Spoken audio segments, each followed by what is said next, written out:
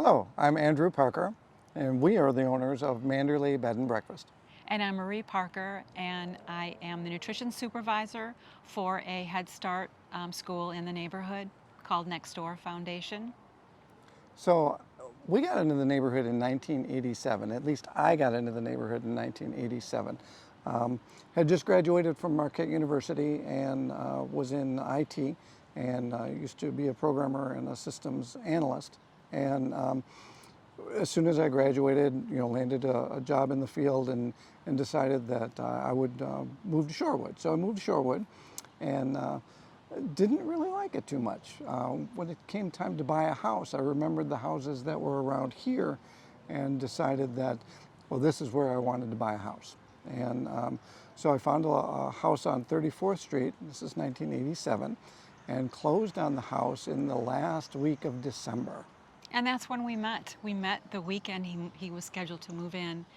And then that became my love of the Victorian homes.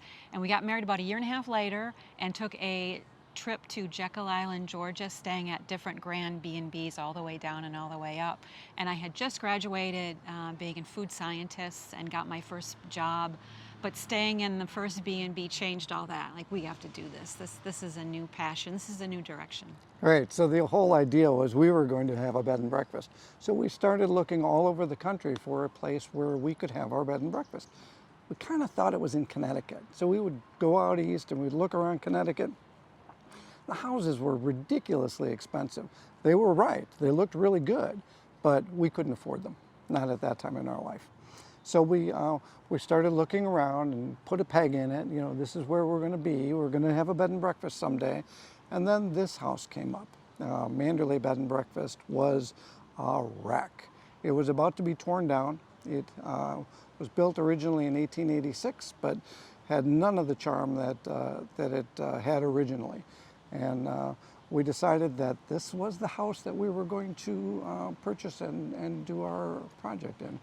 Prior to that, we wrote down everything you want in a home, like you're supposed to do, and we walked in Manderley, and there it was, everything that we wanted: the double doors, the grand staircase, the wood, the dining room, a private place for when we have children someday, the giant yard. It was pretty freaky, and it was right around the corner from where we were living, walking distance. So we started our project. It took us 7 years to put the house back together.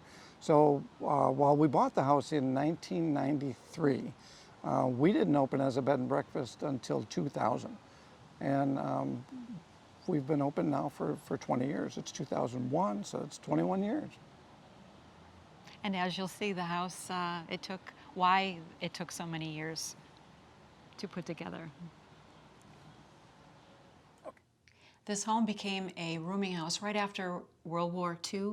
There was a shortage of homes in Milwaukee, and a lot of these big old white elephants became rooming homes. This was a 12-unit apartment building, and that's when we purchased it. The city had shut it down, and we were able to tour it and saw how great it was. And the great thing about it was all of the rooms that you see were someone's apartment building. They had glue-down linoleum, cold water sinks, and closets and doors. But all of the layout remained the same. So we just walked in and we could tell the original splendor of the home. But the staircase really drew us in. This is the original staircase. But when it came time to purchase the home, it took some time to buy it from the city, a good year plus. And during closing, we came in again and the staircase was gone. And we actually found bits and pieces of it and were able to recreate it from templates from the original staircase. So there are a lot of things that people look for in Victorian houses. They love the fireplaces and the stained glass and the woodwork and the light fixtures, all the tile work and all the decorations. For us, really, it's the stained glass.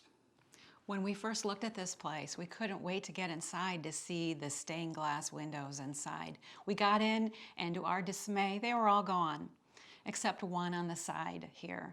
And so what we did was we took measurements of all the stained glass windows, where they would be appropriate to get put back in. We took down our measurements and went stained glass window shopping.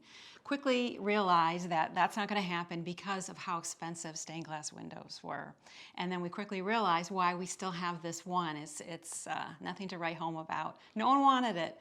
So Andy said, I can do that. I can make those.